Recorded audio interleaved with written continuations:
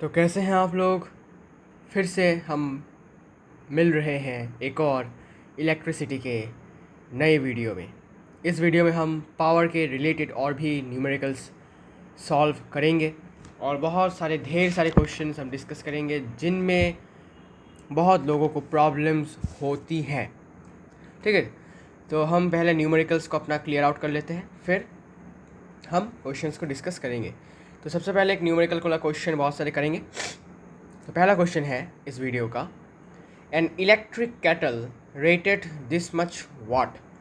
Okay, यहाँ पर W जो होगा वो थोड़ा कैपिटल होगा। ओके, वाट। ओके, सो 1500 वाट इसका पावर है और ये 220 वोल्ट में अच्छे से काम करता है। ठीक है, एंड इट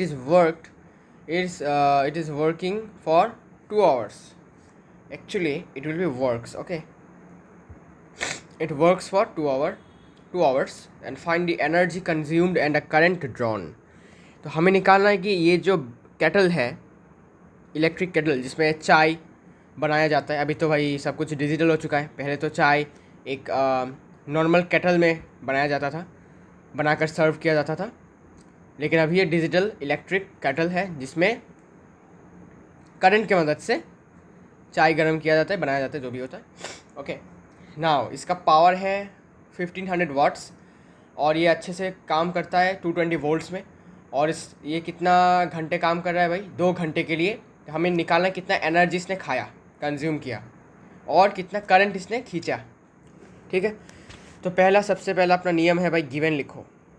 गिवन के बिना कुछ होता नहीं है, गिवन के बिना कोई भी न्यूमेरिकल्स सॉल्व नहीं करना है, आपको याद रखना है। ठीक है, गिवन के बिना कुछ भी सॉल्व मत करो, गिवन लिखो। सो पावर गिवन है ना? हाँ जी, पावर गिवन है 100 नहीं, 1500 वाट्स। और वोल्टेज गिवन है 220 वोल्ट्स। और टाइम गिवन है 2 hours। ठीक है, तो हमें एनर्जी कंज्यूम जो हुआ है वो निकालना है ना? तो हमें याद रखना है कि ये हमें इलेक्ट्रिक एनर्जी की बात कर रहा है। ओके, इलेक्ट्रिक एनर्जी, बिकॉज अगर हीट एनर्जी होता तो हमें रेजिस्टेंस और भी बहुत कुछ दिया हुआ होता। तो हमें सिंपली इलेक्ट्रिकल एनर्जी हमें निकालना है। तो हमें पता है कि एनर्जी का फॉर्मूला होता है पावर इनटू टाइम। ठीक है, बस यहाँ से हमें आंसर को आराम से निकाल लेना है। So using energy equals to power into time. तो यहाँ से पावर है अपना 1500 वाट्स और टाइम है 2 hours। तो ऐसा यूनिट क्या होगा? Watt hour. ठीक है, so it will be 30,000 watt hour. ठीक है, 30,000 वाट आवर, सॉरी 30,000 नहीं, 3,000 होगा, सॉरी। ठीक है, 3000, 15 × 2 करने से 30 और बाकी के 2 zeros तो 3,000। ओके, नाउ हमें पता है कि इलेक्ट्रिक एनर्जी का एक कमर्शियल यूनिट है। क्या है वो? Kilo watt hour. लेकिन ये तो सिर्फ वाट आवर है, तो हमें इस वाट आवर को किलो वाट आवर में कन्वर्ट करना पड़ेगा। तो इसको करने के लिए सिंपली 1000 से हमें इसको डिवाइड करना पड़ेगा। क्लियर है? 1000 से डिवाइड कर दो तो हमें मिल जाएगा किलो वाट आवर। कैंसिल करने के बाद 3 kilo watt hour is the energy consumed by the what? The electric kettle। ठीक है, अब पूछा गया है कि कितना करंट ये खींचेगा। तो इसके लिए हमारे पास एक और फार्मूला है, using power equals to voltage into current, है ना? तो यहाँ से तुम करंट निकाल सकते हो जो कि होगा पावर बाय वोल्टेज। यहाँ पर पावर कितना है? 1500 और वोल्टेज कितना है भाई? 220। तो यहाँ से कैंसिल करके तुम्हें मिल जाएगा 75/11 एम्पियर्स। ठीक है, 75/11 एम्पियर्स का करंट ये खींचेगा। तुम चाहो तो पॉइंट में भी लिख सकते हो, तुम्हारी मर्ज़ी, ठीक है। पॉइंट मतलब डेसिमल में भी लिख सकते हो। मैं थोड़ा सा कैलकुलेटर में इसको थोड़ा सा कैलकुलेशन कर लेता हूँ। तो ये आएगा 6.81 एम्पियर। ओके, कोई दिक्कत नहीं है, ऐसे भी कर सकते हो, फ्रैक्शन में भी रख सकते हो, कोई दिक्कत नहीं है। तो आई होप फर्स्ट क्वेश्चन में आपको कोई डाउट नहीं है, बहुत ईजी क्वेश्चन है। अब हम सेकंड क्वेश्चन की तरफ बढ़ते हैं। इन ए हाउस 260 वाट इलेक्ट्रिक, यहाँ पर स्पेलिंग मिस्टेक कैसे हो सकता है। 2 electric bulbs are used for 4 hours and 300 watt bulbs for 5 hours every day. Calculate the electric energy consumed in 30 days. तो देखो, बहुत ही सिंपल सा क्वेश्चन है। आपको करना कैसे है, सॉल्व कैसे करना है बताता हूँ। सबसे पहले तुमको निकालना है कि एक दिन में टोटल कितना एनर्जी कंज्यूम हो रहा है बाय ऑल दी अप्लायंसेस। मतलब बल्ब्स 100 वाट के 3 बल्ब्स और 60 वाट के 2 बल्ब्स को मिलाकर कितना एनर्जी कंज्यूम हो रहा है एक दिन में, ठीक है, वो निकालना है। फिर आपको क्या करना है, फिर आपको 30 डेज़ का कितना होगा वो निकालना है, मतलब 30 से इंटू करना है आपको। ओके, तो वेरी सिंपल। पहले आपको क्या करना है, लिखना है कि for 60 watt bulb, 60 watt bulbs. तो 60 वाट बल्ब्स के लिए पावर कितना गिवन है, 60 वाट। ओके, इसको मैं P1 मान लेता हूँ, ठीक है। P1 इक्वल्स टू 60 वाट। और कितने हैं भाई, 2 हैं। ओके, अच्छा, टाइम गिवन है 4 घंटे के लिए। तो 60 वाट के बल्ब्स को तुमने 4 घंटे के लिए जलाया, तो T1 equals to 4 hours. Now total energy consumed by this, so therefore energy E1 मान लेता हूँ, वो होगा P1 इंटू T1 इंटू 2। अब 2 क्यों, बिकॉज एक बल्ब का इतना है, 1 बल्ब का एनर्जी है E1, तो 2 बल्ब्स का इतना होगा 2E1। ओके, सो तुम ऐसे लिख सकते हो कि एनर्जी कंज्यूम्ड बाय 2 बल्ब्स, तो energy consumed by 260 watt bulbs, ठीक है। सो देयर फॉर, अच्छा इसको लिखो E1 equals to twice into P1 into T1, because energy का फॉर्मूला क्या है, पावर इंटू टाइम। तो पावर इंटू टाइम ठीक है, लेकिन 2 बल्ब्स का पावर है, सॉरी 2 बल्ब्स का एनर्जी है, तो 2 इंटू हमने किया। तो 2 इंटू पावर कितना है 60 और टाइम है 4, so it will be 480 joule. Okay, 480 joules.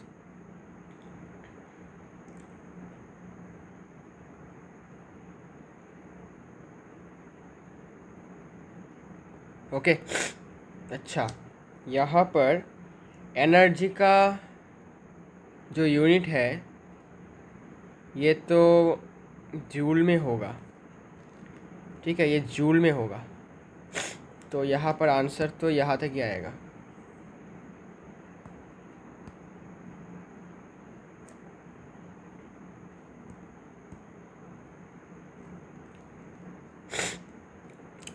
Joule into ये आवर,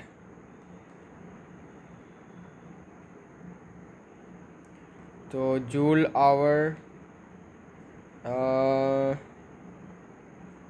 इसको पावर को वाट में, इसको आवर में, वाट सेकंड तो जूल होगा, ये वाट और ये सेकंड्स तो जूल, हाँ ठीक है, जूल में होगा। तो 3000 जूल होगा इसका आंसर, ठीक है। किलोवाट में एक्चुअली नहीं होगा, वो गलत था वो। Okay, it will be in joule, 3000 joule will be the answer. It is a total energy consumed. Okay, और कॉमर्शियल में लिखने से तुम्हें लिखना पड़ेगा वैसे जो मैंने बताया था 3 किलोवाट, ठीक है, 3 किलोवाट। और अगर जूल में लिखना है तो 3000 जूल, तो दोनों ही करेक्ट है, वैसा वो गलत है नहीं। तो बस मैंने वो किलोवाट में लिखा और ये हमने जूल में लिखा। तो तुम चाहो तो किलोवाट में लिखना इज़ बेटर रिकमेंडेड, और अगर तुम्हें जूल वाला पसंद है तो तुम जूल निकाल सकते हो, ठीक है, जूल का यूनिट तुम यूज़ कर सकते हो। Okay, so energy consume by 260 watt bulbs, इसमें 2 ना, इसको ऐसे लिखो वर्ड में, नहीं तो 2 और 60 एक साथ लगेंगे, 260 वाट बल्ब्स। ओके, ये तो 60 वाट बल्ब्स के लिए है। अभी 100 वाट के बल्ब्स के लिए, फॉर 100 वाट बल्ब्स, 100 वाट के बल्ब्स के लिए पावर कितना है भाई? पावर तो है अपना 100 वाट P2, और टाइम बोला है कि 5 घंटे, टाइम बोला 5 घंटे। ओके, यहाँ पर एक काम करो, इसको तुम जूल में ना लिख कर वाट आवर में लिखो, it will be better. Watt hour, ये भी वाट आवर, ठीक है, बाद में किलोवाट आवर में कन्वर्ट कर लेना, ठीक है। तो यहाँ पर एनर्जी कंज्यूम्ड बाय, कितने बल्ब्स थे भाई? 3 वर्ड में लिखना पड़ेगा, बाय 300 वाट बल्ब्स, इसको हमने E2 मान लिया, कितना होगा? 3 इंटू P2 इंटू T2, सो 3 इंटू P2 कितना है भाई? 100, और टाइम है 5, so it will be 1500 watt hour. Okay, अब टोटल एनर्जी निकालो इन 1 डे। ओके, मतलब एक दिन में टोटल कितना एनर्जी कंज्यूम हुआ, तो इन सारे के सारे बल्ब्स का एनर्जी और इन सारे के सारे बल्ब्स का एनर्जी मिलाकर टोटल एनर्जी एक दिन में कंज्यूम हो रहा है। लेकिन उससे पहले वाट आवर में कन्वर्ट करो, इसको कर दो 1000 से डिवाइड, तो 0.48 किलो वाट आवर, ठीक है, और इसको तुम 1000 से डिवाइड करोगे तो 1.5 किलो वाट आवर आएगा, ठीक है। अब total energy consumed in 1 day लिखो, total energy consumed in 1 day, तो एक दिन में कितना एनर्जी कंज्यूम होगा, इसको मैं कैपिटल E मान लेता हूँ, ठीक है, equals to E1 plus E2, ठीक है। E1 क्यों और E2 क्यों प्लस किया? बिकॉज तुमने सारे के सारे बल्ब्स को 4 घंटे 5 घंटे लेके 4 घंटे के लिए जला के रखा, सो जितना एनर्जी कंज्यूम होगा वो तो सबका मिलाकर ही होगा। ऐसा नहीं कि तुम्हारे बल्ब्स के लिए अलग से एनर्जी का खर्चा आएगा, इसके लिए अलग से आएगा, ठीक है, सबका मिलाकर आएगा एक साथ। इसलिए total energy consumed in 1 day E1 plus E2 मतलब 0.48 प्लस 1.5 किलो वाट आवर, तो एक दिन में इतना किलोवाट आवर का एनर्जी कंज्यूम होता है। तो सोचो 30 दिन में कितना होगा, 30 डेज में कितना होगा, सिंपल यूनिटरी मेथड से यूज़ करो। So therefore total energy consumed in 30 days कितना होगा? 30 से मल्टीप्लाई कर दो, 30 into 1.98 kilo watt hour. So यहाँ पर मल्टीप्लिकेशन के बाद आएगा 59.4 kilo watt hour, and this is nothing but the answer of this question, ठीक है। तो सिंपल सा टेक्निक क्या था कि एक दिन में टोटल एनर्जी निकाल लो कितना कंज्यूम हो रहा है, तो और 30 दिन का कितना होगा, तो यूनिटरी मेथड से निकल जाएगा। अगली क्वेश्चन की तरफ बढ़ते हैं, बहुत आसान सा क्वेश्चन है। An electric heater draws a current of 10 ampere from a 220 volt supply, and what is the cost of using the heater for 4 hours every day for 30 days if the cost of 1 unit is rupees 6.20। बहुत easy question है, बहुत लोग फंस जाते हैं। कहाँ पर इतना कुछ लिखा है कि भाई 4 घंटे के लिए हर दिन चलाया, वो भी 30 दिन के लिए चलाया, तो कॉस्ट कितना होगा? अगर एक यूनिट का कॉस्ट है, अगर एक यूनिट का जो प्राइस है, कॉस्ट है, वो है ₹6.2, ठीक है। तो बहुत आसान क्वेश्चन है, घबराने की कोई ज़रूरत नहीं है। इससे हमने जो अभी 2 क्वेश्चन किए हैं वैसे ही क्वेश्चन है, ठीक है। बस थोड़ा सा क्या है कि आपको अभी कॉस्ट भी निकालना पड़ेगा, ठीक है। Now you have to find out a cost also. तो देखो कैसे, सबसे पहले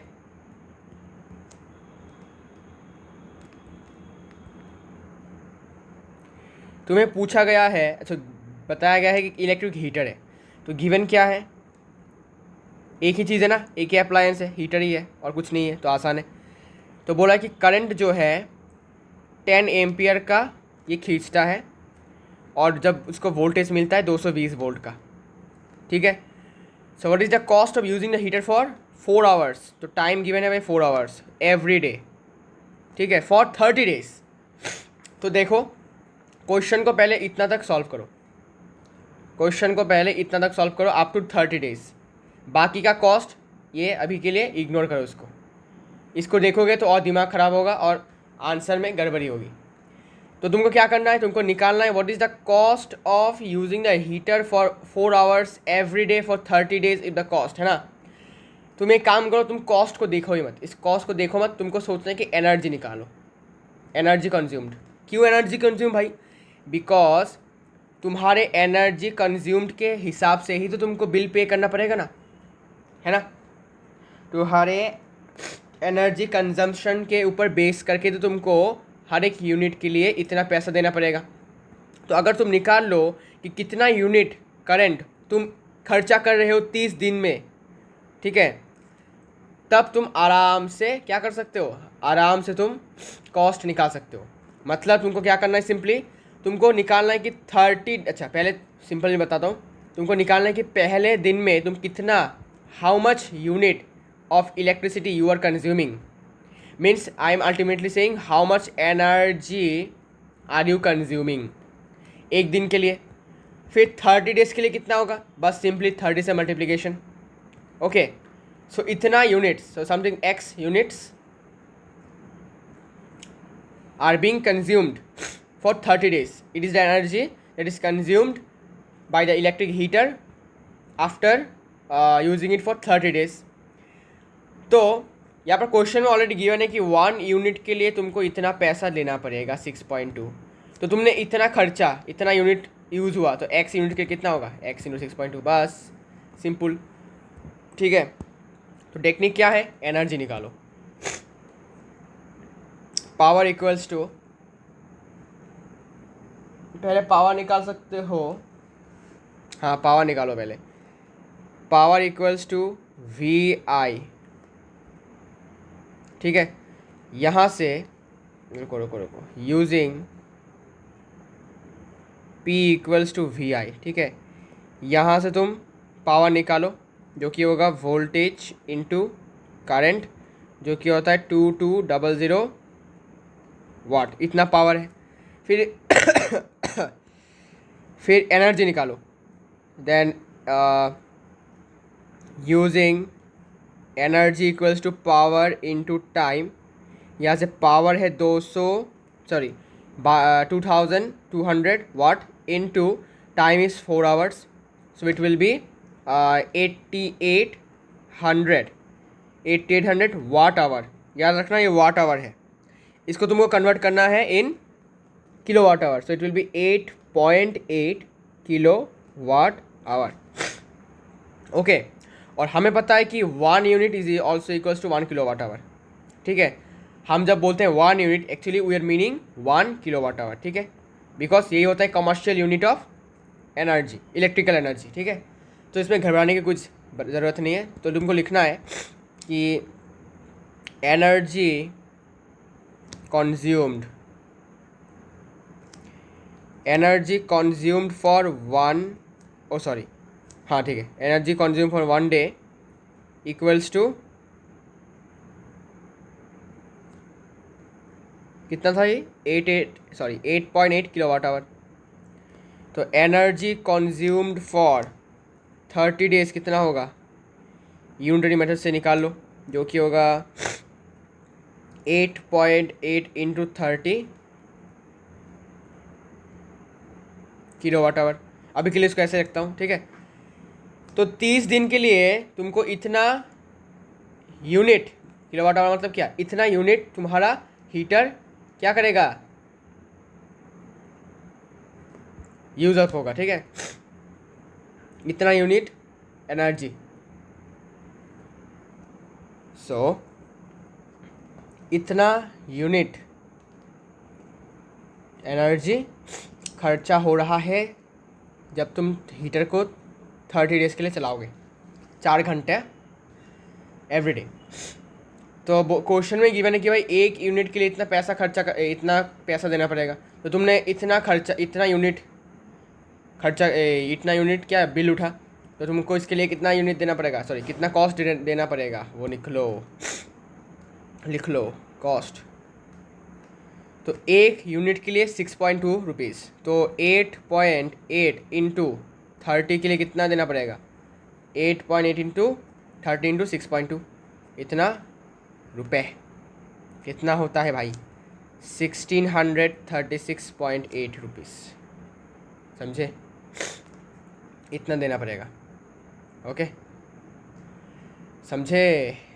तो 1 यूनिट का मतलब एक्चुअली 1 किलोवाट आवर कितना है, ठीक है। तो घबराना नहीं है और उसको सॉल्व करना है। तो बढ़ते हैं नेक्स्ट क्वेश्चन की तरफ। नेक्स्ट क्वेश्चन हमें ये कहता है कि एक 2 किलोवाट का एक हीटर है, 2 किलोवाट का एक हीटर है, और 200 वाट का एक टीवी है, और 300 वाट के लैम्प्स है जिनको स्विच ऑन किया गया है, मतलब ऑन करके रखा गया है 6 बजे से 10 बजे तक। Okay, now what is the cost at ₹5.5 per kilowatt hour.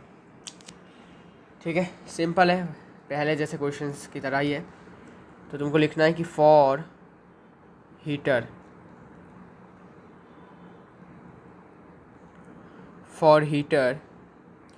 Power कितना है, पावर है 2 किलोवाट, ठीक है।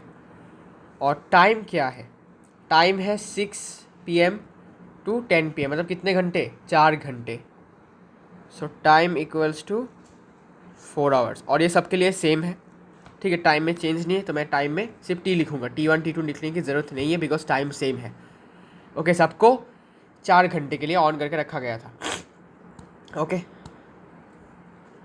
नाउ फॉर टीवी, अब टीवी के लिए देखते हैं पावर कितना है। टीवी का पावर है 200 वाट्स। ओके, और टाइम कितना है, टाइम है 4 आवर्स। ओके, अब लैम्प की बारी। फॉर लैम्प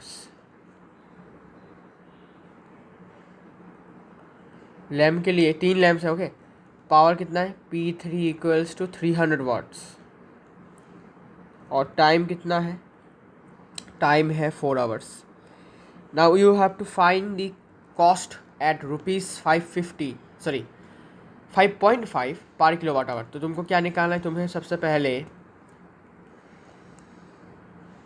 कितना टोटल एनर्जी कंज्यूम हुआ है वो निकालना है, मतलब इसका पावर, इसका एनर्जी कितना हुआ, प्लस इसका कितना हुआ, प्लस इसका कितना हुआ, सबको मिलाकर जितना सपोज x किलोवाट आवर आएगा, ठीक है। तो क्वेश्चन में गिवन है कि हर एक किलोवाट आवर के लिए, मतलब 1 किलोवाट आवर के लिए कॉस्ट है ₹5.5, ठीक है।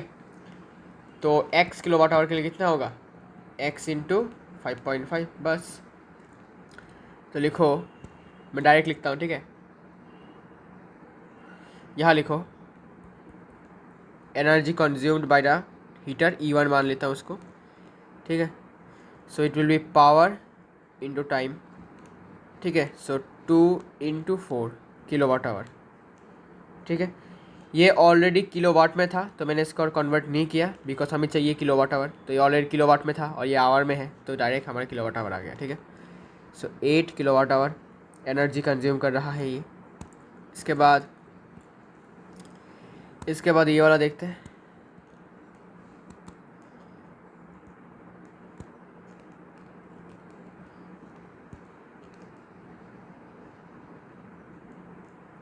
For TV, the energy consumed equals to power of the TV into time it is used. Power है 200 वाट का, टाइम है 4 घंटे, वाट आवर में है, इसको आपको किलो वाट आवर में कन्वर्ट करना है, भूलना मत। सो 800 वाट आवर तो किलोवाट आवर में कन्वर्ट करने के लिए 1000 से डिवाइड करो, मतलब 0.8 किलो वाट आवर। ठीक है, इसके बाद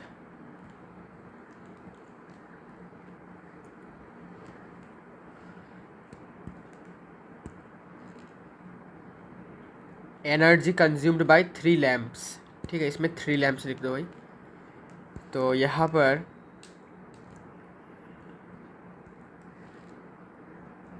एनर्जी कंज्यूम्ड बाय 3 लैम्प्स कितना होगा, 3 इंटू पावर इंटू टाइम, क्योंकि 3 क्यों, बिकॉज 3 लैम्प्स थे इसलिए। सो 3 इंटू पावर है 300 वाट और टाइम है 4 आवर्स, तो वाट आवर में होगा। So it will be 3600 watt hour. अब वाट आवर में है, इसको किलो वाट आवर में कन्वर्ट करने के लिए 1000 से डिवाइड करो, मतलब 3.6 kilo watt our.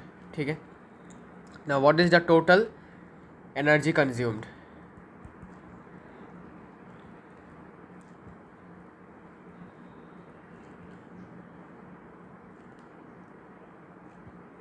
Total energy consumed equals to E1 plus E2 plus E3, 8 plus 0.8 plus 3.6, इतना किलो वाट आवर।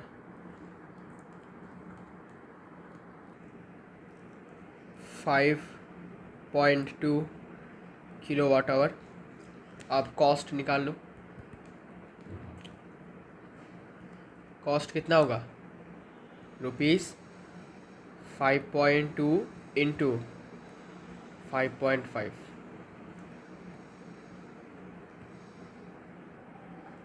तो ये होगा 28.6 रुपीज़। ठीक है, इतना खर्चा, कॉस्ट। ओके, अब आगे बढ़ते हैं। तो इस क्वेश्चन में बताया गया है एक इलेक्ट्रिक बल्ब है जिसका रेटिंग है कि 60 पावर का है ये, और ये 240 वोल्ट्स में अच्छा चलता है। Calculate its resistance if the voltage drops to 192 volt, calculate the power consumed and the current drawn by the bulb. बहुत सिंपल सा क्वेश्चन है, आइए सॉल्व करते हैं। तो गिवन क्या क्या लिख लेते हैं। गिवन में ये है कि एक बल्ब है जिसका पावर गिवन है कि 60 वाट का बल्ब है, और ये किस वोल्टेज में अच्छा चलता है, 240 वोल्ट्स में अच्छा चलता है। नाउ कैलकुलेट इट्स रेजिस्टेंस, तो अच्छे से इसका हमको कैलकुलेट करना है। रेजिस्टेंस फार्मूला अपने पास है, P=V²/R, याद है? अगर याद है तो अप्लाई करो। यहाँ से R क्या होगा, यहाँ से R होगा, मतलब रेजिस्टेंस होगा V²/P। तो V² मतलब 240 इंटू 240, ठीक है ना। और पावर कितना है, पावर है 60, ये 4 होगा, so it will be 960 ohm is the resistance of this bulb. ठीक है, तो इस वाले बल्ब का जो रेजिस्टेंस है वो होगा 960 ओम। और फिर हमको क्या निकालना है कि अगर वोल्टेज ड्रॉप करे, मतलब इस बल्ब को चाहिए था 240 वोल्ट्स, लेकिन 240 वोल्ट इसको मिल नहीं रहा है। ठीक है, तो तब वोल्टेज कम हो चुका है, तो अब ये बल्ब कितना पावर कंज्यूम करेगा और करंट कितना खींचेगा। ओके, तो आपको लिखना है नाउ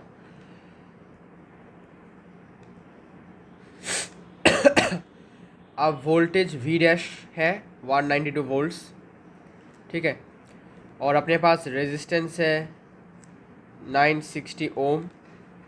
हम यहाँ से पावर निकाल सकते हैं, लेकिन तो बहुत लोग क्या करते हैं, बहुत लोग यूनिटरी मेथड से कर देते हैं। कैसे कि 240 वोल्ट्स में 60 वाट का पावर था, तो 1 वोल्ट में 60/240 होगा, इतना वाट होगा। और इसमें बोला कि अभी 192 वोल्ट में कितना होगा, तो 192 वोल्ट्स में इसका पावर 192 इंटू 60/240 होता है, इतना आंसर होगा। लेकिन भाई ये प्रोसीड्योर गलत है। आंसर अगर आ भी जाता है आपका, फिर भी ये प्रोसीड्योर गलत है। ठीक है, क्यों गलत है? बिकॉज आपको दिखाना पड़ेगा कि आपको ये यूनिटरी मेथड से नहीं बल्कि कुछ और टेक्निक से दिखाना पड़ेगा। तो हमने क्या दिखाया, हमने इसका रेजिस्टेंस निकाल लिया इस बल्ब का। अब देखो, वोल्टेज चेंज होने के बाद भी रेजिस्टेंस सेम रहेगा। ऐसा क्यों? बिकॉज रेजिस्टेंस डिपेंड करता है length, area of cross section, resistivity, temperature और मटेरियल के मटेरियल के नेचर के ऊपर। ठीक है, तो वोल्टेज के अप डाउन होने से वोल्टेज के अप डाउन होने से रेजिस्टेंस पर कोई असर नहीं होता। ठीक है, रेजिस्टेंस जो होगा वो 960 ओम ही रहेगा। बिकॉज जब तक कि तुम बल्ब को चेंज नहीं कर रहे तब तक रेजिस्टेंस कांस्टेंट रहता है फॉर ए पार्टिकुलर बल्ब। तो तुमने बल्ब तो चेंज किया नहीं, बल्कि बल्ब का जो वोल्टेज था जा रहा था बल्ब के अंदर से, बल्ब के अंदर से नहीं, बल्ब के अक्रॉस 2 एंड पॉइंट्स पर, वो चेंज हुआ है। तो रेजिस्टेंस चेंज नहीं होगा, तो हम रेजिस्टेंस का यूज़ कर सकते हैं। और नया वोल्टेज है इतना, तो फिर से हम वही फॉर्मूला लगाएंगे अगेन,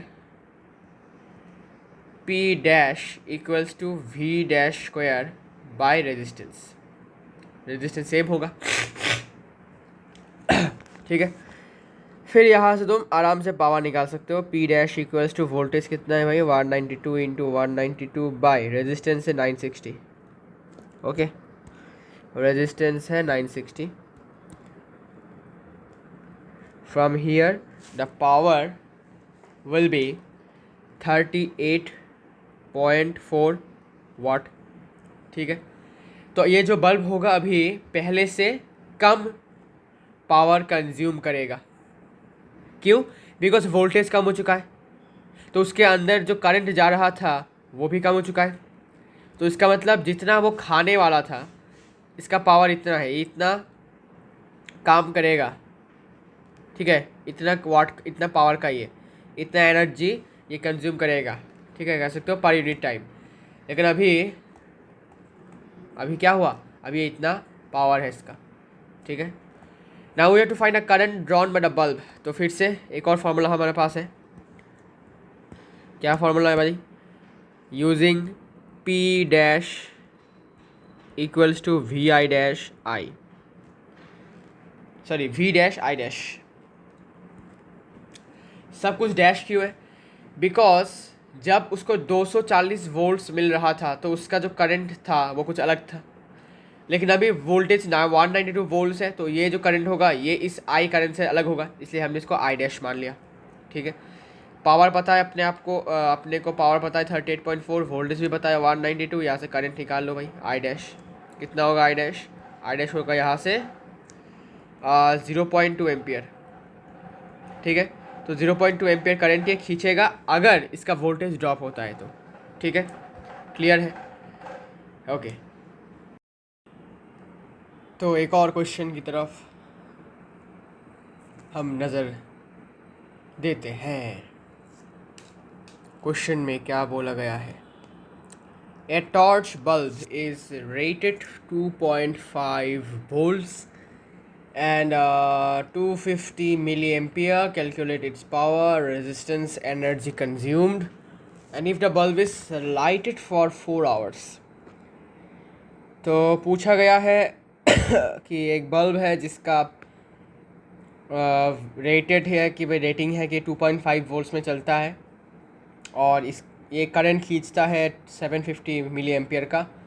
हमें इसका पावर निकालना है, रेजिस्टेंस निकालना है, एनर्जी कितना खाता है, ये कंज्यूम कितना करता है वो निकालना है। अगर इस बल्ब को हम 4 घंटे के लिए जला के रखें तो ये कितना एनर्जी खाएगा, कंज्यूम करेगा। ठीक है, सो गिवन क्या क्या है?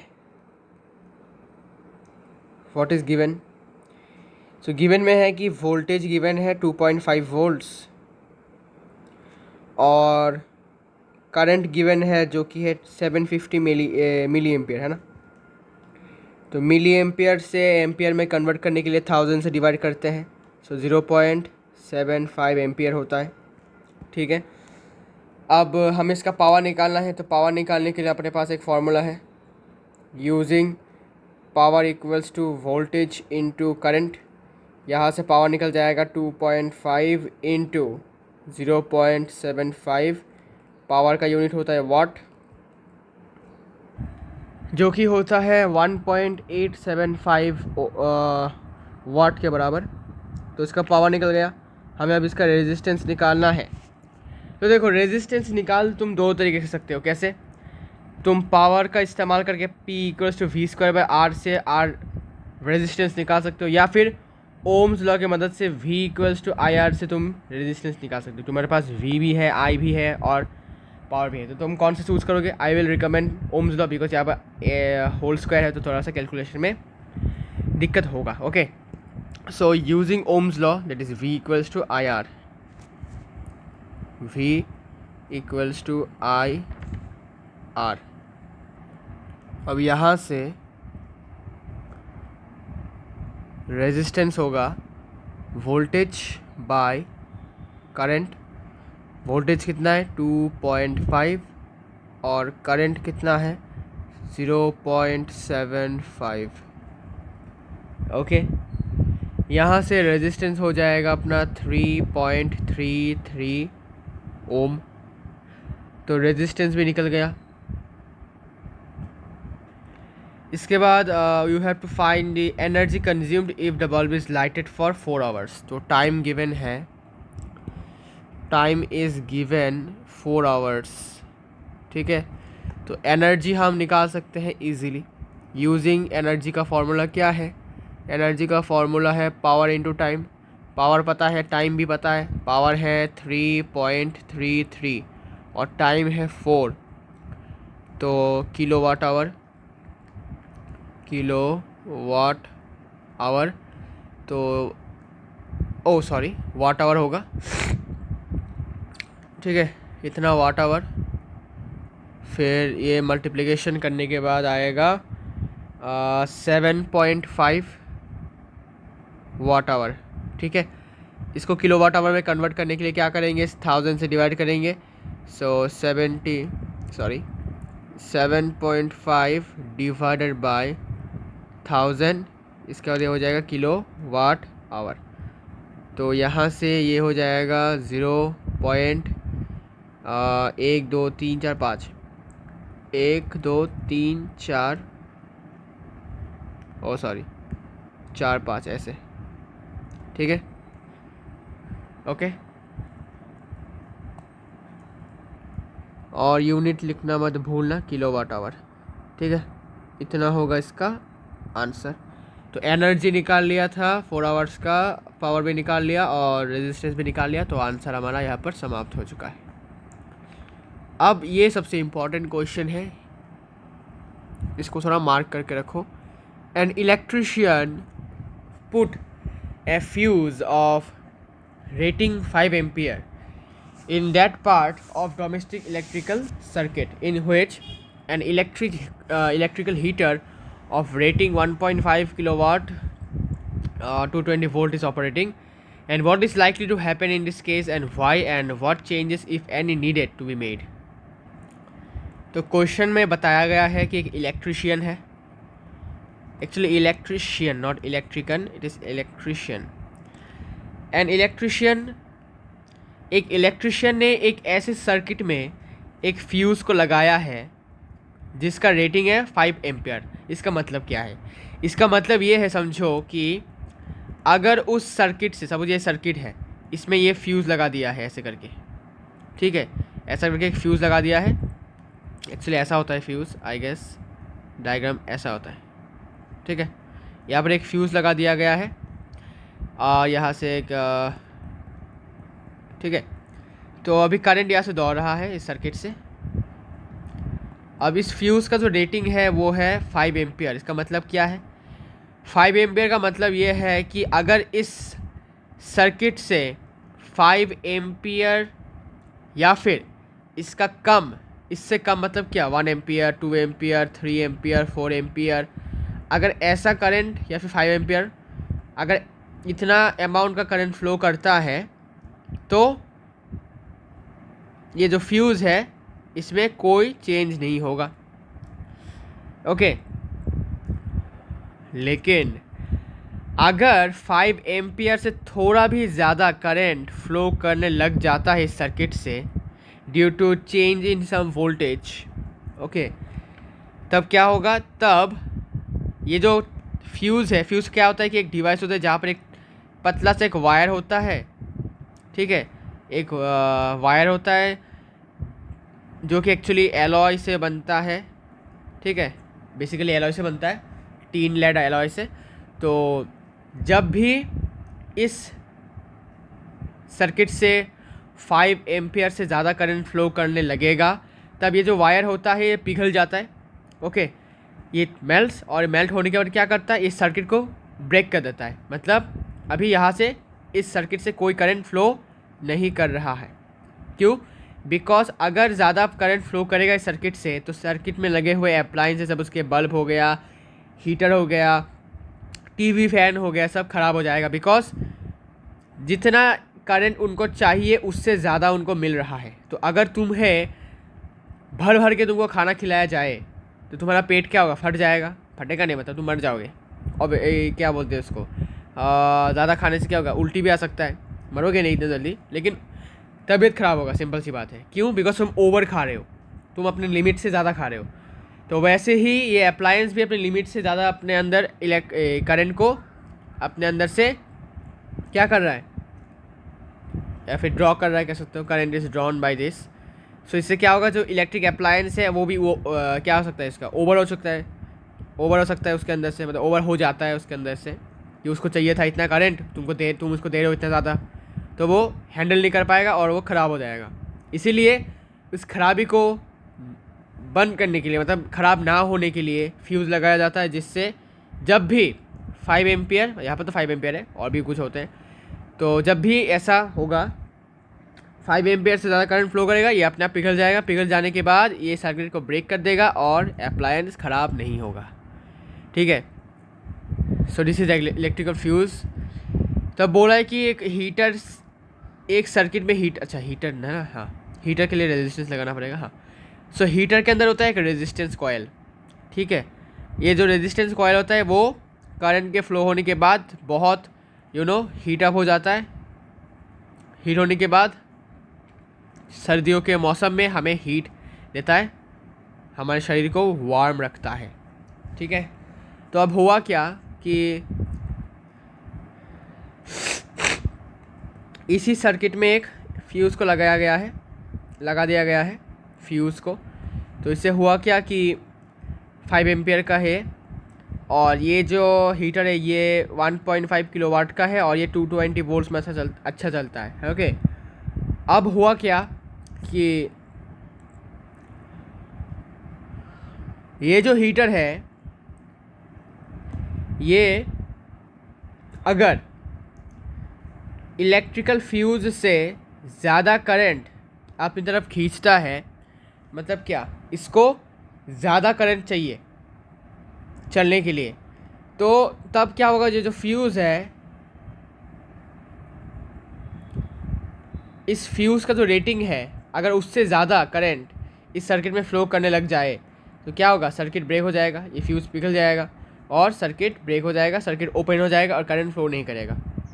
तो हमें यही बताने के लिए पूछा गया है कि भाई कि तुम्हें क्या लगता है कि इस केस में क्या होगा, अगर हीटर को ऑन कर देते हो तो क्या होगा, क्या फ्यूज़ क्या पिघल जाएगा, मतलब फ्यूज़ ऑफ हो जाएगा, फ्यूज़ ख़राब हो जाएगा, क्या होगा? एक्चुअली फ्यूज़ हो जाएगा ऑन।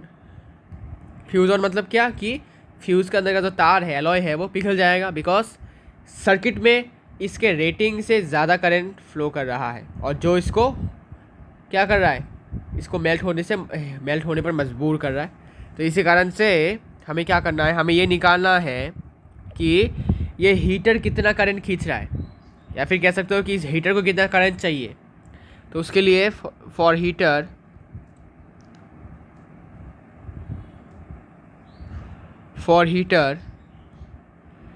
पावर गिवन है 1.5 किलोवाट। ठीक है। और इसको आपको कन्वर्ट करना है वाट में, तो ये हो जाएगा 1500 वाट्स और वोल्टेज 220 वोल्ट्स में अच्छा चलता है ये। अब हमें निकालना है कि कितना करंट ये खींचता है, इसको चाहिए, ठीक है। Using power equals to voltage into current, यहाँ से करंट होगा पावर बाय वोल्टेज, पावर है 1500, वोल्टेज है 220, which is equals to 6.81 ampere. अब इसका मतलब क्या, इसका मतलब ये है कि सर्किट में इतना करंट दौड़ रहा है, लेकिन फ्यूज़ तो लगाया गया है 5 एम्पियर का सिर्फ। मतलब क्या कि सर्किट में 5 एम्पियर से ज़्यादा करंट फ्लो कर रहा है, मतलब क्या, फ्यूज़ क्या होगा, फ्यूज़ ऑफ हो जाएगा, नहीं फ्यूज़ ऑन या ऑफ, जो भी हो, फ्यूज़ क्या होगा, फ्यूज़ हो जाएगा ऑफ। पहले फ्यूज़ ऑन था, फ्यूज़ ऑन मतलब अब सर्किट से आराम से करंट फ्लो कर रहा है, कोई दिक्कत नहीं है। फ्यूज़ ऑफ मतलब क्या कि सर्किट से जितना रेटिंग है 5 एम्पियर से ज़्यादा करंट फ्लो कर रहा है सर्किट में, ठीक है। आप रीज़न पूछो कि क्यों फ्लो कर रहा है, बिकॉज मेरे भाई हीटर को तो इतना करंट चाहिए ना, 6.81 करंट, इतना एम्पियर का करंट चाहिए, तभी तो वो वर्क कर पाएगा ठीक से। तो इसी कारण से आपको लिखना पड़ेगा the current drawn, the current, since the current drawn by the heater, तो करंट, हीटर जितना करंट खींच रहा है वो फ्यूज़ के रेटिंग से ज़्यादा है, is more than the fuse than the rating of the fuse, rating of the fuse, ठीक है, जितना जो कि है 5 एम्पियर। तो ये क्या होगा, जो होगा वो होने वाला है क्या कि फ्यूज़ का जो वायर होगा वो मेल्ट हो जाएगा,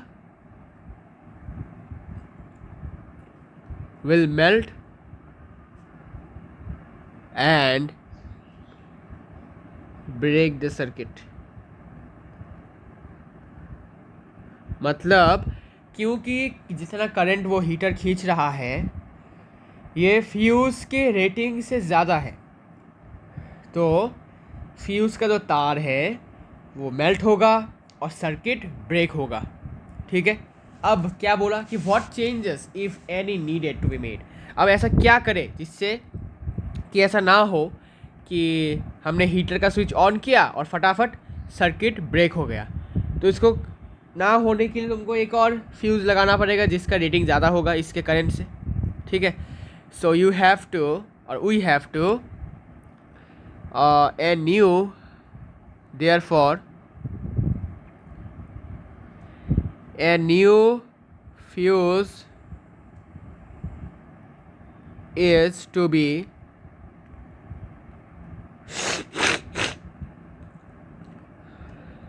be used in place of the old one and whose rating is more than 6.81 ampere is the answer. मतलब क्या करना पड़ेगा, तो फिर हमें एक नया फ्यूज़ खरीदना पड़ेगा और पुराने फ्यूज़ के जगह पर लगाना पड़ेगा और जिसका रेटिंग होना चाहिए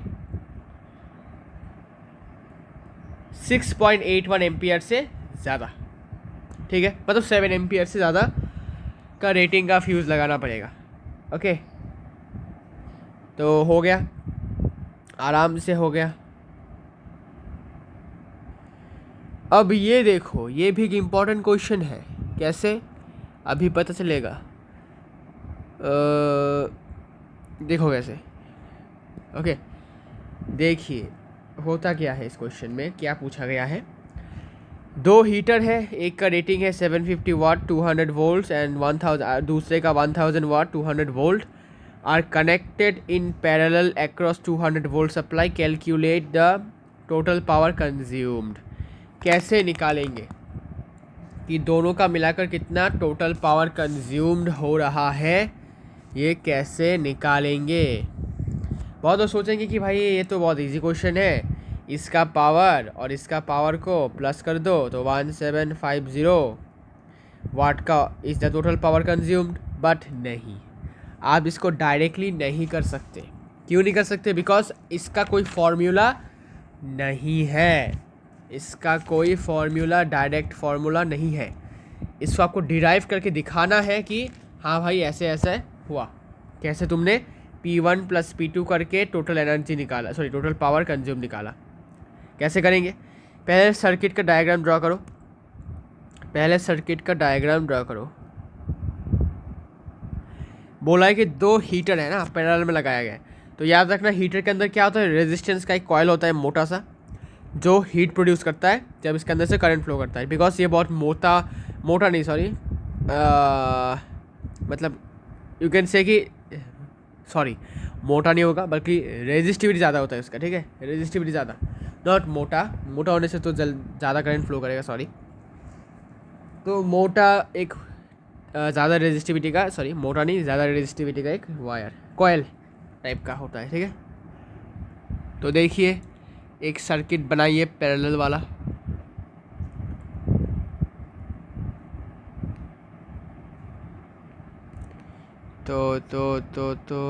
अरे यहाँ पर एक रेजिस्टेंस लगाओ, यहाँ पर एक रेजिस्टेंस लगाओ।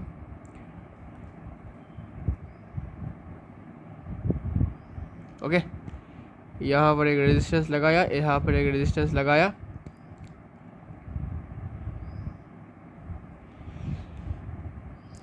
और यहाँ पर एक बैटरी नहीं, सॉरी एक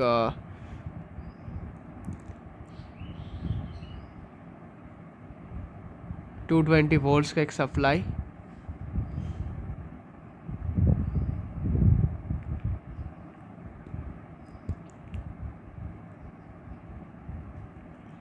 ओके।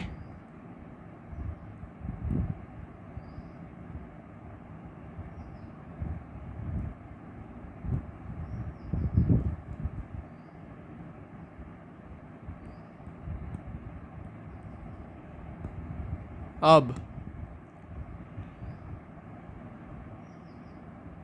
ये है 200 वोल्ट्स का सप्लाई, और इसका पावर है 750 वाट, और इसका 1000 वाट।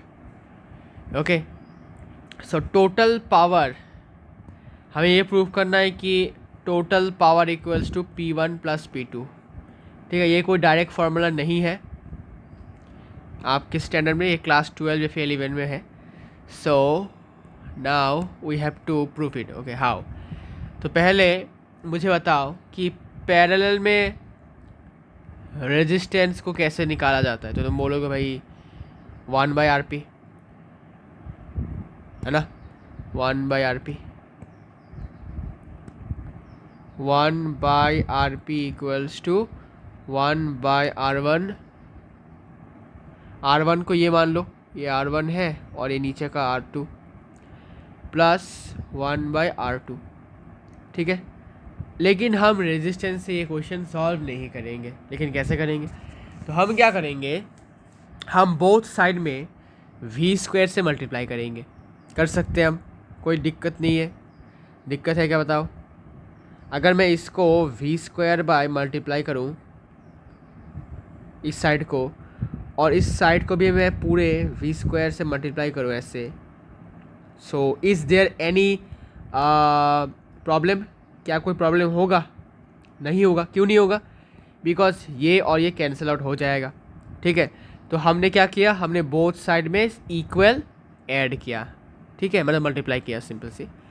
तो अगर मैं इसको मल्टीप्लाई करता भी हूँ तो कोई इक्वेशन में no change. Why not change? Because ये और ये कैंसिल हो जाएगा, ठीक है, तो कोई दिक्कत नहीं है। अब हमें क्या करना है, देखो V² बाय RP, और इसको अगर मल्टीप्लाई करूँ तो ये हो जाएगा V² bye R1 plus V² bye R2। Clear है, कोई दिक्कत नहीं। ओके, अब ये जाना पहचाना सा एक फॉर्मूला लग रहा है। अरे ये तो पावर का फॉर्मूला है, v²/r। ठीक है, तो इसको लिख दो v²/rp की जगह पर लिख दो भाई इफेक्टिव पावर। ठीक है, इफेक्टिव पावर मतलब क्या, मतलब टोटल पावर। ठीक है, effective power, total power, resultant power एक ही बात होता है। ठीक है, तो घबराने की कोई बात नहीं है। So it will be p effective equals to p1 plus, sorry p1 equals to, sorry p effective equals to, अब v²/r1, ये भी पावर के फॉर्मूला के बराबर है, लेकिन कौन सा पावर, p1, बिकॉज यहाँ पर r1 है, तो यहाँ पर p1 हो जाएगा, प्लस यहाँ पर क्या होगा, सेम फॉर्मूला ही तो है, लेकिन यहाँ पर p2 होगा, बिकॉज सेकेंड रेजिस्टेंस कौन सा है, सेकेंड वाले हीटर का, इसलिए सेकेंड हीटर का। तो यहाँ से हमें क्या मिल गया, फॉर्मूला मिल गया कि total power by effective power जो है वो फर्स्ट पावर मतलब पहले वाले हीटर का पावर और दूसरे वाले हीटर का पावर प्लस करने के बाद हमें मिल जाएगा। तो ऐसे करके हम क्या करेंगे, प्लस कर देंगे 750 प्लस 1000 वाट। सो टोटल पावर क्या हो गया, 1750 वाट। ठीक है, ये होगा टोटल पावर कंज्यूम्ड। ठीक है, तो ये थोड़ा इम्पोर्टेंट क्वेश्चन था, आई होप तुमको अच्छा लगा होगा। Now this is the last numerical question left. ठीक है, अब इसको भी थोड़ा इम्पोर्टेंट मार्क कर लो, ये भी इम्पोर्टेंट क्वेश्चन है। Study the circuits shown in which three identical bulbs B1, B2, B3 are connected in parallel with a battery of 4.5 volts, and number one, if the wattage of each bulb is 1.5 watt, how much reading will the ammeter A show? Okay, ammeter A नहीं, सिर्फ ammeter. Okay, ammeter show when all the three bulbs glow simultaneously, and number two, find out total resistance, and number three, what will happen to the okay, बहुत easy question है, देखो कैसे करना है।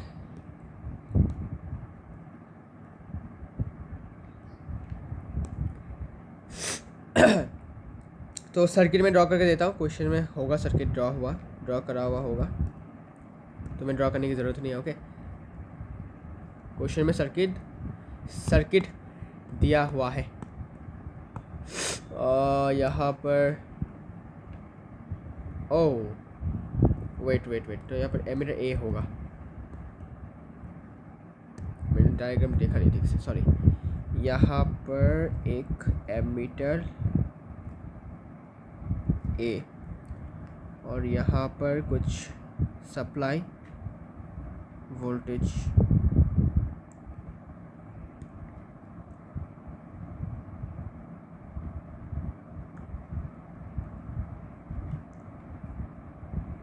Okay. इसके बाद यहाँ पर एक प्लग की लगाया गया है जो कि क्लोज्ड है। ओके, और ये वोल्टेज जो है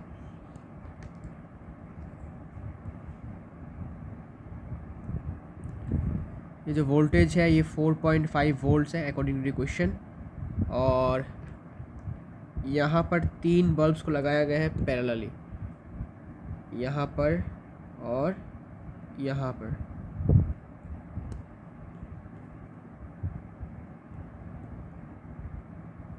ओके, और यहाँ पर एक और एमीटर लगाया गया है, एमीटर यहाँ पर लगाया गया है,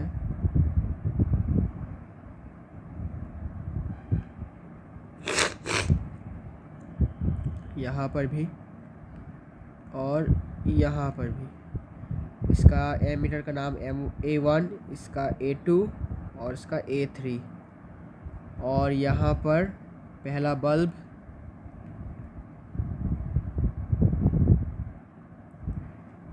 B1, बल्ब B2 और यहाँ पर bulb B3. Okay, now question में है कि हाँ, हर एक बल्ब का जो वेटेज है, मतलब हर एक बल्ब 1.5 वाट का है. तो ये वाला बल्ब भी 1.5, ये भी, क्योंकि क्वेश्चन में गिवन है कि आइडेंटिकल है तो सेम है. ओके, गिवन लिखते हैं. गिवन इज वोल्टेज कितना है, 4.5 वोल्ट्स. और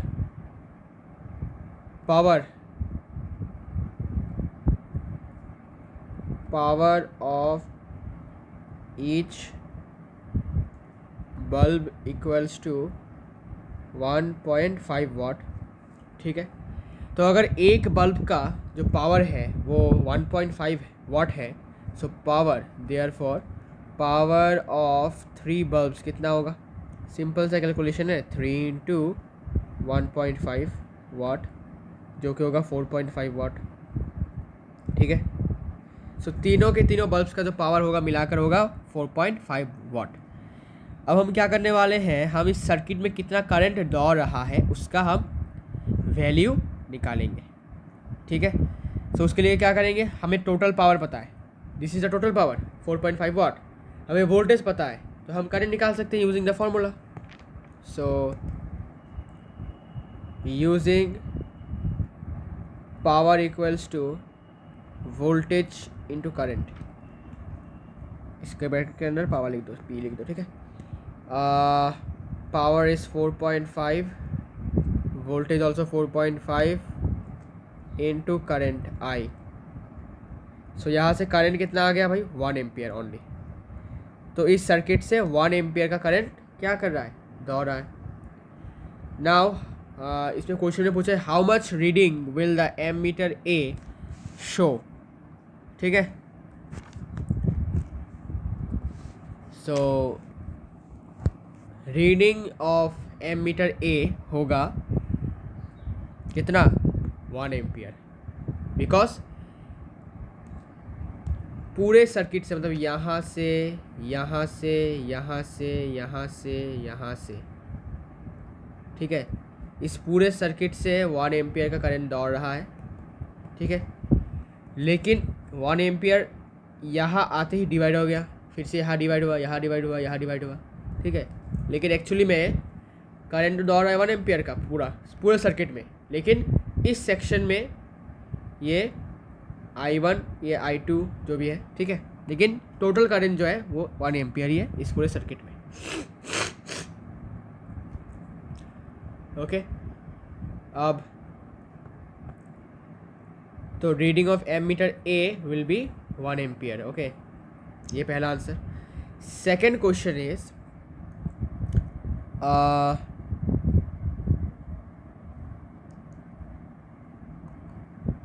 find a total resistance of the circuit. तो बहुत इजी है, तुमको पैरेलल कनेक्शन में रेजिस्टेंस कैसे निकालना है वैसे रेजिस्टेंस निकालने की कोई ज़रूरत ही नहीं है. ठीक है, वैसे कोई ज़रूरत ही नहीं है. क्यों नहीं है, बिकॉज तुम्हारे पास वोल्टेज है टोटल. ये क्या है, पूरा सर्किट के अक्रॉस कितना वोल्टेज है. ओके, इसके इस 2 पॉइंट्स के अक्रॉस भी 4.5 वोल्ट्स है, दिस 2 पॉइंट्स के अक्रॉस भी 4.5, इस इन 2 पॉइंट्स के अक्रॉस भी 4.5 वोल्ट्स है, और पूरे सर्किट में 1.5 एम्पियर का करंट दौड़ रहा है. तो तुम पूरे सर्किट का टोटल रेजिस्टेंस निकाल सकते हो. कैसे, ओम्स लॉ का मदद से, using V equals to IR implies resistance equals to voltage by current कितना, 1 ampere. So from here resistance equals to 4.5 ampere. तो पूरे सर्किट में जो टोटल रेजिस्टेंस है वो 4.5 एम्पियर है. ठीक है, देखा इतना आसान है. अब थर्ड क्वेश्चन बहुत इंपॉर्टेंट है. What will happen to the glow of other 2 bulbs if the bulb 3 gets fused? अगर बल्ब नंबर 3 फ्यूज़ हो जाता है, ख़राब हो जाता है, तो बाकी के बल्ब्स का क्या हाल होगा, क्या वो जलेंगे या फिर नहीं। तो इसको करने से पहले मैं ये क्वेश्चन थोड़ा सा आपको मैं डिस्कस कर लेता कि क्यों डोमेस्टिक सर्किट में, मतलब घरों में सीरीज कनेक्शन क्यों नहीं किया जाता, सीरीज में कनेक्ट क्यों नहीं किया जाता अप्लायंसेस को, पैरेलल में क्यों किया जाता है। इसका रीज़न ये है कि सीरीज में अगर किसी तरह बाई चांस अगर एक इलेक्ट्रिक अप्लायंस चलना बंद कर देता है कुछ डिफेक्ट की वजह से, तो बाकी के अप्लायंस भी चलना बंद कर देते हैं। ये डिसएडवांटेज है सीरीज़ कनेक्शन का। पहला डिसएडवांटेज कि अगर सपोज तुम एक कनेक्शन में तुमने किया, टीवी को कनेक्ट किया, ठीक है, सपोज तुमने यहाँ पर टीवी को कनेक्ट किया, फिर यहाँ पर एक ट्यूबलाइट को, यहाँ पर अपने वॉशिंग मशीन को। तो अगर किसी तरह ये किसी में से एक, इन तीनों में से अगर इन तीनों में से कोई एक, सपोज एक टीवी ख़राब हो गया या फिर वॉशिंग मशीन या फिर कोई भी एक चीज़ ख़राब हो गया, तो बाकी के अप्लायंस भी चलना बंद कर देंगे। मतलब एक ख़राब हो गया तो बाकी के भी ऑटोमेटिक ऑफ हो जाएंगे। तो इससे क्या हुआ, इससे तुम्हारा नुकसान है। कैसे कि तुम्हारा सिर्फ एक ही चीज़ ख़राब हुआ है और उसके वजह से तुमको बाकी चीज़ों, मतलब बाकी के अप्लायंस भी चलना बंद हो चुका है। तो तुम्हारा नुकसान ही नुकसान है यहाँ पर कि बस एक के वजह से बाकी के ख़राब हो गए। ख़राब नहीं हुए, मतलब चलना बंद कर देता है, ठीक है। और एक डिसएडवांटेज ये है कि in series circuit voltage will be divided. तो हमें पता है कि सीरीज़ में वोल्टेज डिवाइड हो जाता है ना, बहुत पहले का कॉन्सेप्ट है ये। तो सीरीज़ में वोल्टेज डिवाइड होने के कारण डिफरेंट अप्लायंस के लिए वोल्टेज डिवाइड हो जाता है। बिकॉज वोल्टेज क्या है, मदर है, और मदर चाहती है कि मेरे सारे के सारे बच्चों को क्या मिले, इक्वल अमाउंट में क्या मिले, खाना मिले, ठीक है। करंट क्या है, खाना, ठीक है। वोल्टेज क्या है, खाना। वोल्टेज मतलब मदर जो है खाना प्रोवाइड करता है, जो कि है current, okay. So voltage divide हो जाता है कि मेरे इस बच्चे को भी सेम अमाउंट में खाना चाहिए होगा, इसको भी सेम अमाउंट में चाहिए होगा, उसको भी सेम अमाउंट में चाहिए होगा। तो मैं डिवाइड हो जाता हूँ। तो डिवाइड होने के कारण क्या होगा कि हर एक अप्लायंट में क्या बोलते हैं इसको,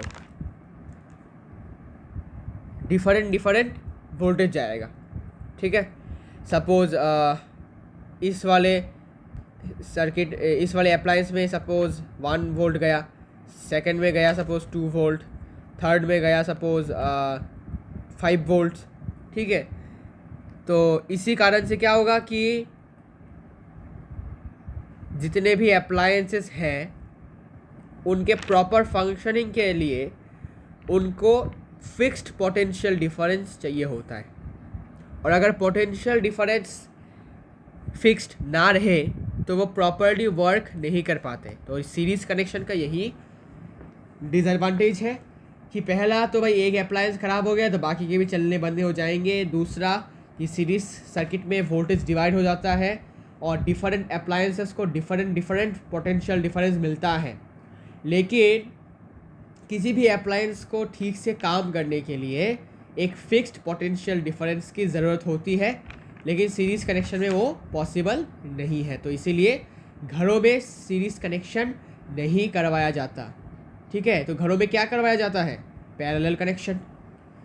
और ये क्यों करवाया जाता है, ऐसा क्या खास बात है पैरेलल कनेक्शन में, तो यही हम देखने वाले हैं। What are the advantages of connecting electrical devices in parallel with the battery instead of connecting them in series. और ये ऐसे भी क्वेश्चन आता है कि in a household electric circuit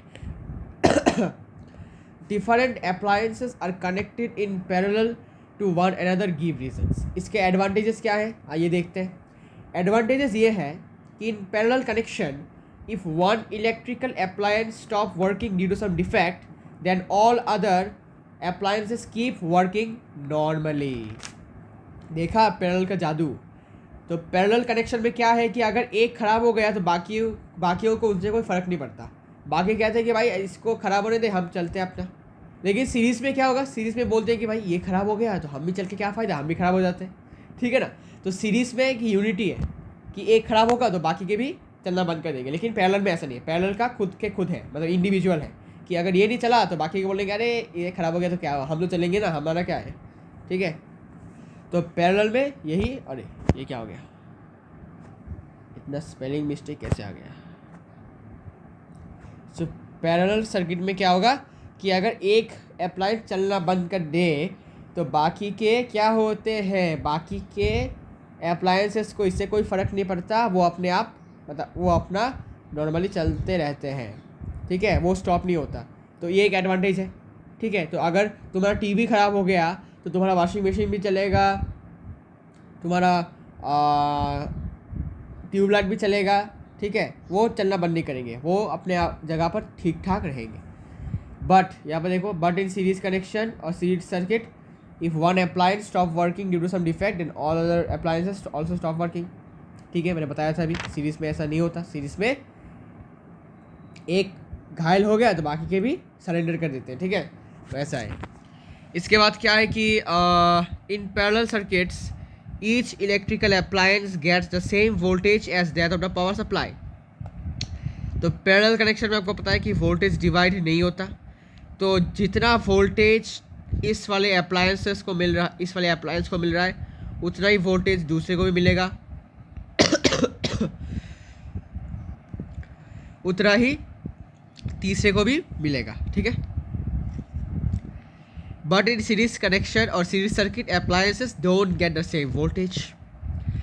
तो क्योंकि सीरीज में सेम वोल्टेज नहीं मिलता तो प्रॉपर फंक्शनिंग नहीं होता, लेकिन यहाँ पर पैरेलल सर्किट में प्रॉपर फंक्शनिंग होता है बिकॉज सेम वोल्टेज जो मिलता है इनको, ठीक है।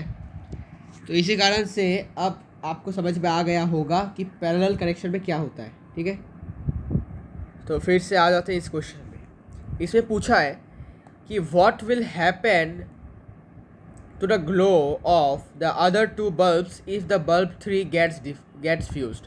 तो हमें पता है और हमें दिख भी रहा है कि ये बल्ब जो है पैरेलल सर्किट में कनेक्टेड है, और हमें अभी अभी पढ़ा कि पैरेलल सर्किट में अगर एक अप्लायंस ख़राब भी हो जाता है तो बाकियों को उनसे कोई फ़र्क नहीं पड़ता, वो अपना चलते रहते हैं नॉर्मली। तो यहाँ पर भी क्या होगा, अगर यहाँ पर B3 बल्ब फ्यूज़ हो जाता है तो बाकियों को इससे कुछ फ़र्क नहीं पड़ता, बाकी के बल्ब्स आराम से चलेंगे, ठीक है। So no change in other two bulbs, no change in the other two bulbs, ठीक है। Other bulbs will glow with the same brightness। तो ऐसा नहीं कि भाई पैरेलल सर्किट में अगर कोई घायल हो गया, मतलब कोई ख़राब हो गया, तो बाकी जो बल्ब्स हैं या फिर जो अप्लायंसेस हैं वो कम मतलब ग्लो से जलेंगे, ऐसे भी नहीं है। वो फट गया, वो मर गया, हमें फ़र्क नहीं पड़ता, हम अपना काम करते हैं ना, ठीक है। तो पैरेलल में ऐसा पॉलिसी है, ठीक है। तो आई होप समझ में आ गया होगा। ये क्वेश्चन इंपॉर्टेंट है, क्यों, बिकॉज ये वाला पार्ट इंपॉर्टेंट है, ये वाला पार्ट, ठीक है। और बाकी का पार्ट तो तुम कैसे करके निकाल लेते हो कैलकुलेशन करके, तो कोई दिक्कत नहीं है। तो ये वाला क्वेश्चन हमने डिस्कस कर लिया है, ये वाला क्वेश्चन में डिस्कस कर लिया है। अब ये क्वेश्चन डिस्कस करना बाकी है।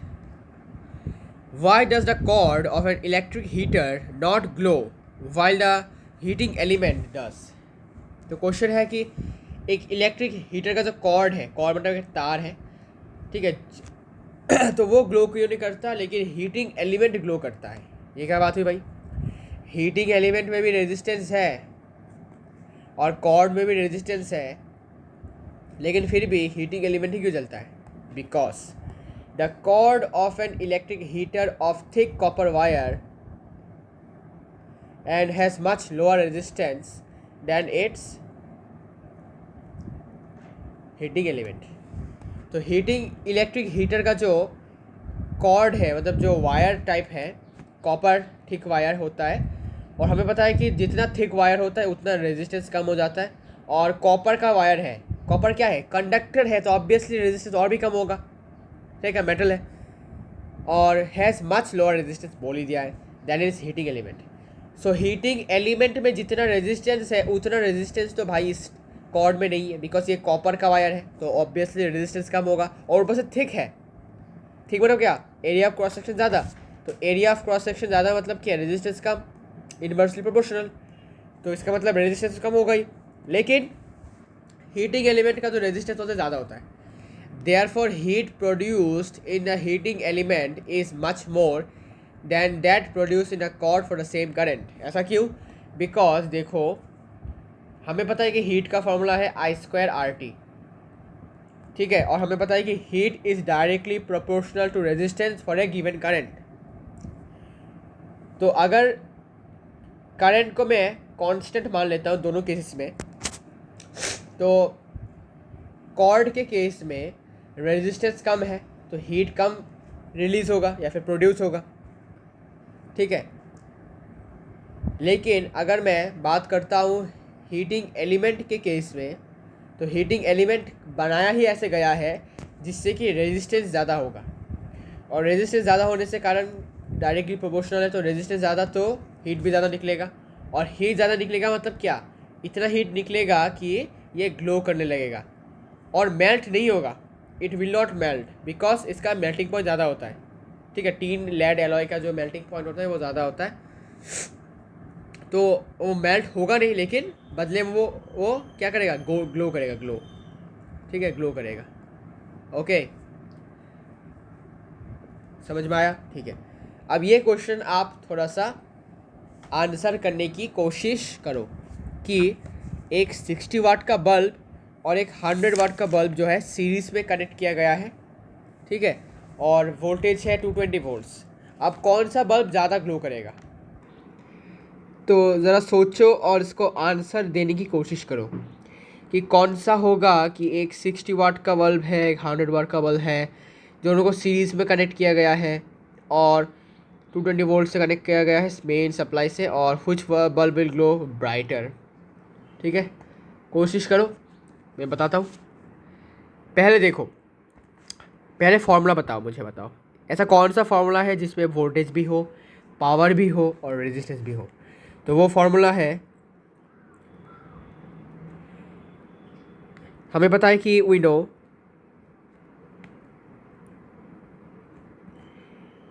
पावर इक्वल्स टू वोल्टेज का स्क्वायर बाय रेजिस्टेंस। इसमें सारे के सारे एलिमेंट चीज़ें हैं जो हमें चाहिए। तो अगर मैं यहाँ से देखूँ कि रेजिस्टेंस का वैल्यू कितना है, तो वो होगा वोल्टेज बाय पी, मतलब पावर। तो गौर से देखो, वोल्टेज दोनों ही केसेस में क्या है, अच्छा मैं वोल्टेज को अगर मैं कांस्टेंट भी मान लेता हूँ, अगर मैं वोल्टेज को कांस्टेंट मान लेता हूँ तो resistance inversely proportional to the power of a electrical appliance. ऐसा कैसे, बिकॉज देखो रेजिस्टेंस के बढ़ने से पावर घटता है। कैसे देखो, अगर मैं पावर का जो वैल्यू है, अगर डिनोमिनेटर का वैल्यू घट जाता है तो ऑब्वियसली इसका वैल्यू क्या हो जाता है, टोटल का वैल्यू बढ़ जाता है, ठीक है। ज़रा सोचो कि अगर मैं 3/2 लेता हूँ और इसको मैं 3/4 करता हूँ तो कौन सा किसका वैल्यू जाता है, ठीक है, किसका वैल्यू जाता है। तो अगर मैं कैलकुलेट करूँ तो इसका वैल्यू आता है 1 पॉइंट समथिंग, इसका वैल्यू होता है 0 पॉइंट समथिंग, ठीक है। तो गौर से देखो कि पावर के बढ़ने से रेजिस्टेंस कम हो जाता है, ठीक है। मैंने थोड़ी देर पहले उल्टा बोला था, सॉरी। तो पावर के अगर मैं बढ़ा देता हूँ तो पूरा जो वैल्यू है इस फ्रैक्शन का ये 0 पॉइंट समथिंग आ जाएगा, ठीक है। ये 3/2 कितना होता है, मैं देखता हूँ, कैलकुलेट करके अभी दिखाता हूँ तुमको।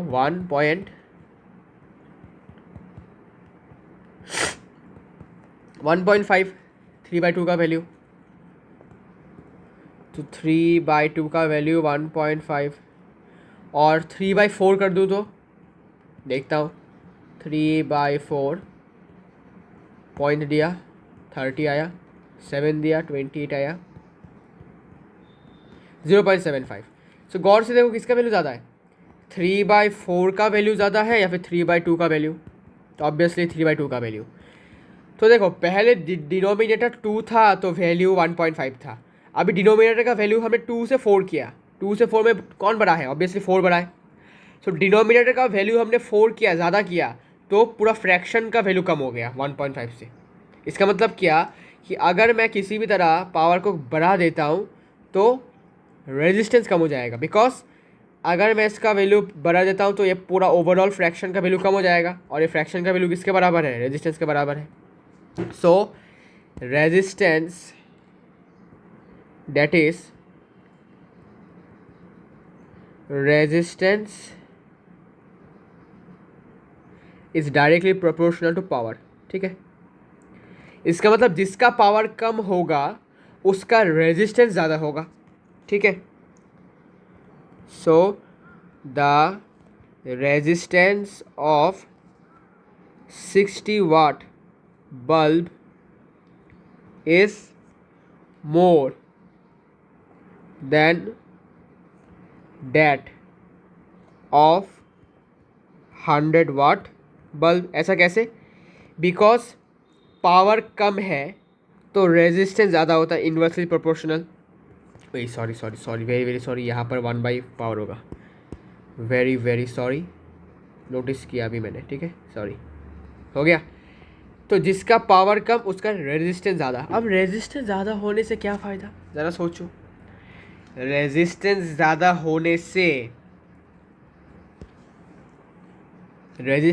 होने से क्या होगा? हीट भी ज़्यादा निकलेगा, ये डायरेक्टली प्रोपोर्शनल। तो जिसका हीट ज़्यादा निकलेगा वो ज़्यादा ग्लो करेगा, है ना? तो बस। और हमें पता है कि सीरीज़ कनेक्शन में क्या होता है, करंट कांस्टेंट रहता है। हमें पता है कि इन सीरीज़ कनेक्शन